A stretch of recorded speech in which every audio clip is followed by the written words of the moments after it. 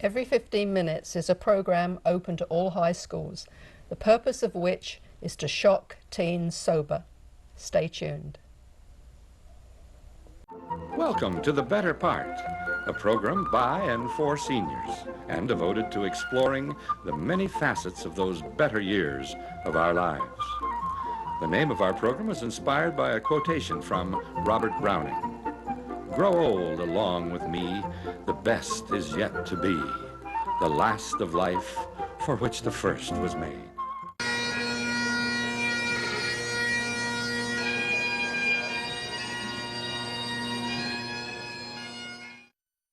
Since 1995, the Every 15 Minutes program has helped save lives, our teenagers' lives. Our guest today, Virginia Jones, together with sponsor American Medical Response, AMR, is a big part of that success. Saving lives by shocking teens sober is our subject for today. I'm Val Jeffrey, and I'd like to welcome Virginia Jones to The Better Part. Welcome, Virginia. Thank you for having me. What is Every 15 Minutes? Every 15 Minutes is a 2-day DUI prevention program held at our local high schools in Santa Clara County, where we will stage a mock car crash out on the football field and show our teens the consequences of drinking and driving. Who started the program?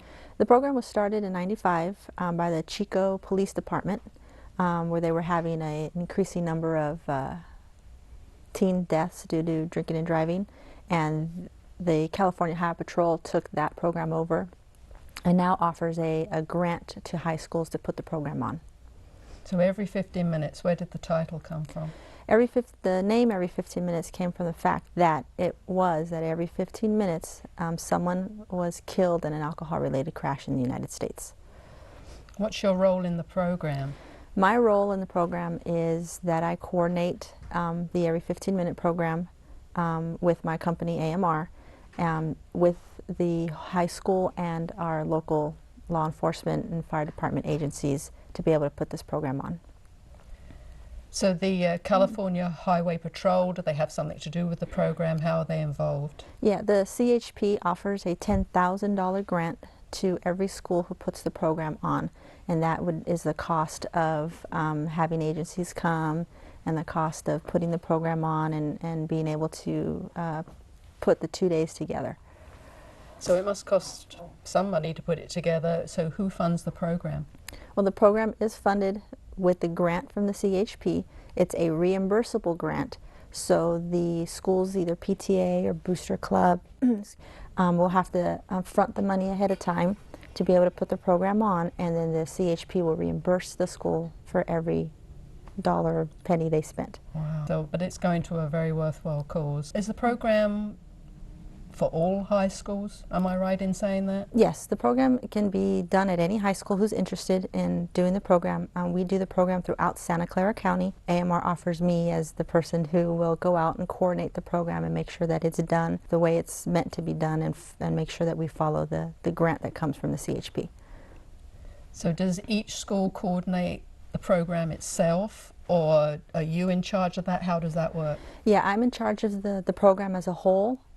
We do ask that we have a school liaison who will partner with myself, so that way we can make sure that we are able to give the school what they need or what they feel that their students might need out of the program. And together we work to make sure that all the community gets involved, as well as the school administration, and making sure that everything gets taken care of. So what specific role does the school have as opposed to the parents have? Well, the school itself will just offer the school liaison part and making sure somebody's there to work with me. The parent volunteers that we have will sit on separate committees that will help us throughout the process. It's about a 10-month process to get the program to in planning stages. It's about 10 months to get from beginning to end. So you're always looking for volunteers? We're always looking for volunteers. We'll take volunteers for all kinds of things, whether it's sitting on a committee and helping us that way, or if it's coming on those specific 2 days and making sure that everything runs smoothly and everything's being done. How do you actually recruit the school volunteers, the teachers? Well, we don't really, the program is supposed to be kept a secret. Okay. So the only people that really know the program is going on would be that school liaison person and the school administration. Nobody else knows the program's going on. It's very important to keep that aspect of the program a secret. So we get our parent volunteers from the PTA, and they're sworn to secrecy, and that's how we hold our meetings. The every 15-minute name is kind of striking. How do you measure the success of the program?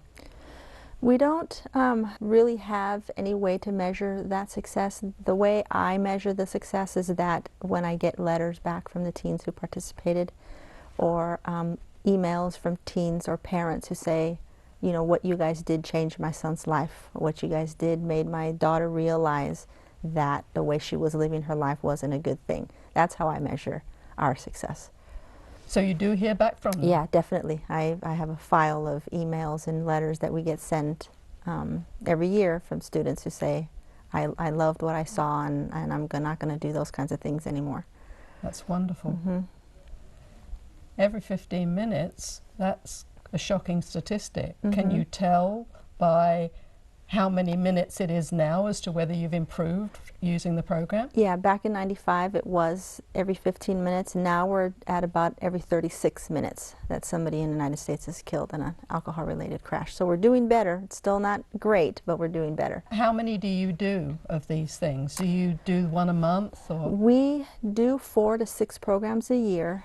Normally we do them in the springtime because that's when the school feels that drinking and driving is done most of the time because of proms and graduations and things like that. Us at AMR feel that we can do the program at any time during the year because drinking and driving happens all the time. It just doesn't happen during prom or graduation season. So we try to average about 4 to 6 of them a year. So how does a high school get the program in their school? What should they do? How do they start? They can start by contacting me. I can come out to their school and give a brief presentation to the administration and or the PTA, answer all the questions that they may have, any concerns about bringing the program to the school that they may have, and then we can just go from there. I can answer their questions, and we can, you know, if they're interested in doing that, we can set them up on the following calendar year and pick a date that works for their school, and we'll start planning. So you really need a year's notice? If I came to you and said, oh, there's a prom going on in June, would you be able to do that? No, unfortunately no, because we do have a waiting list. The program has gotten very popular, and a lot of schools want to be able to do this program at their high school. And it's just gotten so big that we have to have unfortunately have to have a waiting list. If I could do them all, we would. Unfortunately, it just doesn't work that way. So there is a little bit of a waiting list. So probably a year notice or a year advance, and then we'll start planning that school year for the program. So directly you book the program, you start planning on it, or it would be a couple of months? Yeah, we normally start planning at the beginning of the school year, August, September, and we'll plan throughout the entire school year until whenever their program is going to be. So normally we do them in March, April, and May. Is there a cost to the students?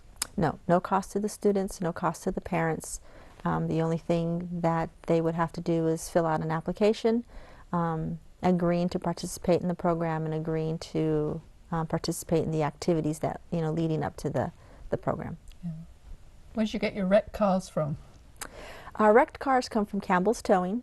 We've been working with them for years. And they're great with us. They know exactly what we need. They know exactly what kind of cars we're looking for. And they offer their services to us for free. We don't pay them anything. And they, I call them up a few weeks before and say, hey, we're doing a program. Can you, bring me a couple of cars? And they say, sure, no problem. And they bring them down to the school and they set them up for us, and our cars are ready to go. Which communities do you serve, and how far do you go? We service Santa Clara County as a whole, and we have started going into San Benito County. We have done a couple of programs out in that county also. Who is the Grim Reaper, and what is his or her function? Well, we have a couple of Grim Reapers. We have a couple of gentlemen who love to play that role. We have a costume and a scythe for them, and his role is basically to go into the classroom and pick our student out, our students who have been chosen to participate in the program, which we call our Living Dead. And his role is to go in and pick out that student, signifying that every 15 minutes somebody in the United States is killed in an alcohol-related crash. And our Grim Reapers, we have a couple. One of them is an EMT with American Medical Response, and another one's a police officer with the San Jose PD. Yeah, that's what they do in their spare exactly. time. Yes. So who are the Living Dead? The Living Dead are our... Sound like a pop group. Yeah, exactly. Our Living Dead are our 24 chosen students who will actually participate in the crash scene. They're chosen as a broad spectrum of the school. Our goal being that when the program is over, they'll come back to school and go to their groups or cliques on campus and share with them what they've learned and how they felt participating in the program. How far in advance do they actually know that they're part of the Living Dead? The Living Dead don't find out till about 3 or 4 days before the program.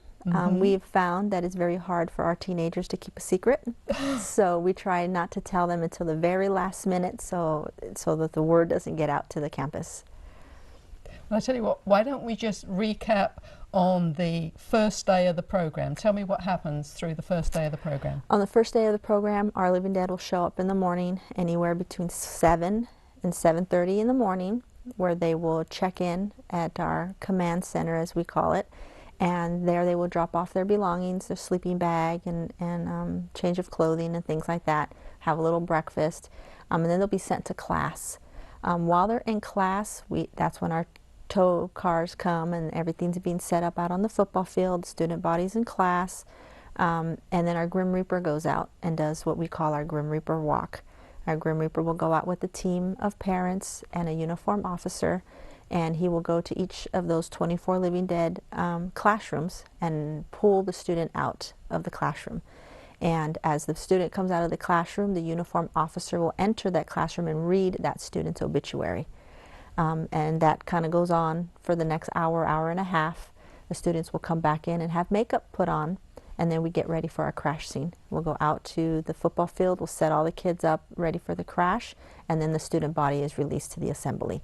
And we have our mock crash with full 911 response, police, fire, ambulance, coroner, and we run it like it would normally be run out in real life.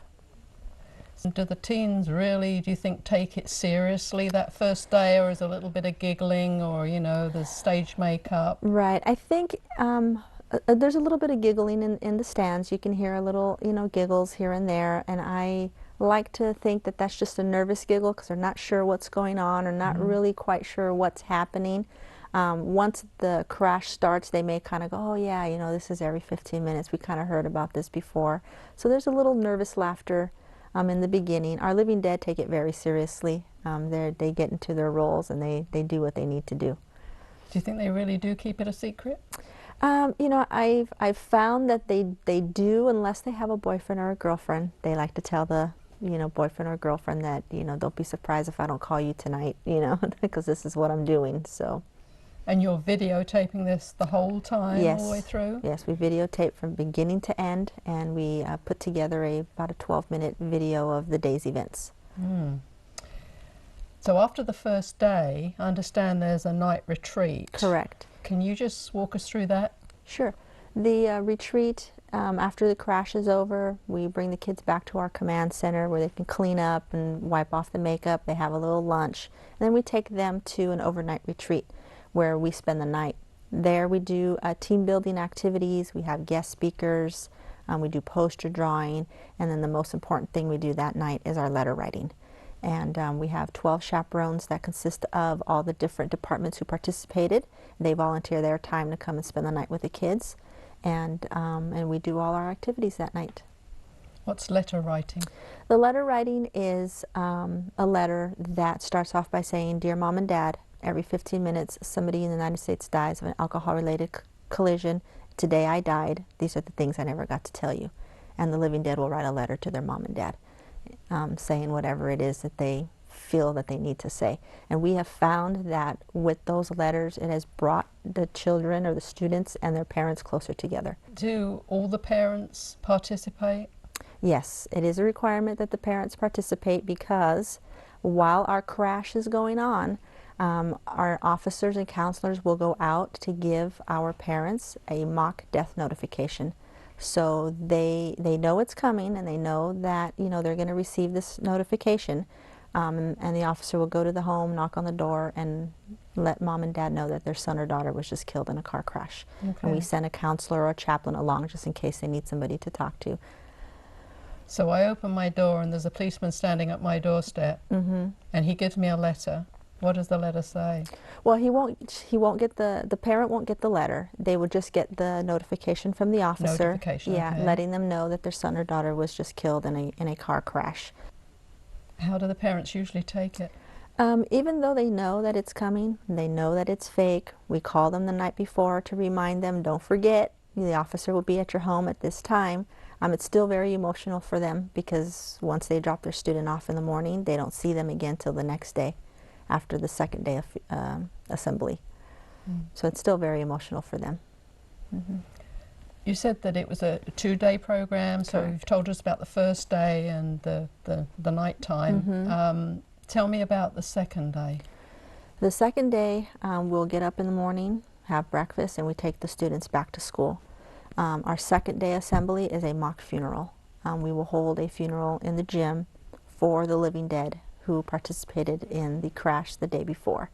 And there we will have a casket, we have flowers, we have a bagpiper, we do a processional, and we have a main guest speaker that will speak to the student body. So everything's donated. The piper donates his time. Correct. The casket and the flowers are all donated by local businesses, Correct. presumably. So what reaction do the rest of the kids have when the living dead actually appear again? When do they appear again? They don't appear again until the funeral time. Once it's funeral time, the student body has piled into the gym. We're getting ready to start our second day assembly. Then the bagpiper will start to play, and you see him or her walk in, and then the casket comes in, and then the living dead come in, and then all of us dressed up, and you know, all the agencies that participated come in, and everybody sits down, and then our assembly will get started. So it gets very quiet. You can hear a pin drop once that bagpiper starts to play. Is it also spontaneous? Do the teens, when they realise that they've lost a classmate, do they write letters? Do they show their emotions in any way? They do. We actually hold what we call a peer retreat. So the living dead will give us the names of 2 of their friends, and we will invite them to a little retreat we hold after school, after the crash. And there they also will write a letter to their friend saying the things that they wanted to say before their friend was killed. And we give them the opportunity to ask questions. We give them the opportunity to let us know how they feel, if there's any emotions that they may have. And we do the same thing for the parents. The parents can come to a retreat also, where they will also write a letter to their son or daughter, and they get to discuss how they felt that day and any emotions that they may be feeling. What kind of things do they say? I don't want to put you on the spot, but the parents are very emotional. I think a lot of them are more emotional than they think they would be, because they know that it's fake and they know it's not real. But it's just oh my God, what if that really did happen to me, or what if that really did happen to my child? You know, you always have that little thing in the back of your mind. So I think a lot of them are surprised by how they feel. But it gives them the opportunity to write that letter to their son or daughter and say things that they may have never said before. Every 15 minutes is obviously growing. You've got more work than you can handle by Correct. the sound of it. Do the teens, are they your biggest supporters and mention it, or how do you get the word out? Yeah, word of mouth is the big thing. I have been approached by kids who want to bring the program to their school, and have done everything that they could possibly do to get their administration to say yes. And sometimes there's things hindering the school from not being able to do the program with different activities and things like that that they're doing. So sometimes, you know, we can't do that. But the kids do really, really want to have, you know, this program at their schools. They feel that you know, some of their classmates can really benefit from having a program like this. Yeah. And you say you video both days and the retreat, the night retreat? We just video the crash part. We video the Okay. crash. We video the death notifications, what goes on at the jail, and what happens at the hospital and at the county morgue. That way we can put that together throughout the night. The video is put together, so it has to be done within less than maybe 16 hours. It has to be put together, and we show that video to the student body at the funeral. Because, you know, when they come to the crash, all they see is the crash. They don't get to see what happens at the other departments. So someone volunteers to video it and edit it and has it ready for the next day? Yes, it's actually some EMTs and paramedics from AMR who have learned to use the computer programs, and my boss has been very generous to buy some video equipment for us. And they go out and they videotape everything. They stay up all night. And they're normally done by 6 in the morning. Do they really go to the morgue and the hospital and the police station? Yes, they do. We have a drunk driver who gets at the crash scene, gets booked and taken downtown to the main jail, and gets to feel how it would feel if this really happened to them. And we have a person who goes down to the county morgue where their parents have to come there to identify his or her body. And then we have our 2 injured that go down to Valley Medical Center. So the parents actually go to the morgue and their child is laying on a table. Correct. All with stage makeup on. Correct. They can't help but react to that, I wouldn't think. Exactly, right, yeah, it's very emotional. And the teen that's laying there, seeing their parents react like that. Right. So we really are shocking teens sober, We are right? really, yes. Yeah. So the casket and the mock funeral, how do the students react to that? I mean, you know, the day before, like we talked about, is a little bit of a giggle. I think it's a nervous giggle because they're not sure. Once the second day assembly starts and they really see the impact, and they see not only the living dead are crying, but their parents are crying, and some of the officers are crying, and then, you know, the student body is crying because they're seeing all the emotions and how everybody's feeling. I think it really changes their perspective of how, you know, something like this can happen to them or their family. touches every volunteer that comes. Correct. Everyone will spread the word. How does the demeanor of the teens change from very first day to the end of the program? Can you see a difference in their reactions and their absorbing of the information that's coming to them? Yeah, the living dead really take what we do seriously, and they're very good about asking. They have lots of questions and they want to know lots of things, and it is explained to them that, you know, our hope is that they'll go and they'll teach their peers what they learned and what they saw and how their parents felt going through something like this. So, you know, and we hear back from the administration of the school that says, you know, they're still talking about it months later. They're still discussing what they just saw, and, you know, and they love the program. Why did you get into this? What made you want to do this? Wow, you know, I got involved just as a volunteer with AMR, just kind of going and helping wherever I could. And then I just took a more active role and I decided that it was something that I wanted to do. I really liked being with the kids. I really liked being able to work with the different agencies because everybody is just so wants to be such, you know, part of the program. So I just, you know, kind of took over that coordination role and kind of went with it. Are there other groups around the country, or are you the only group? No, every 15 minutes is nationwide, but in California, I think the CHP gives out about 50 to 60 of these grants a year.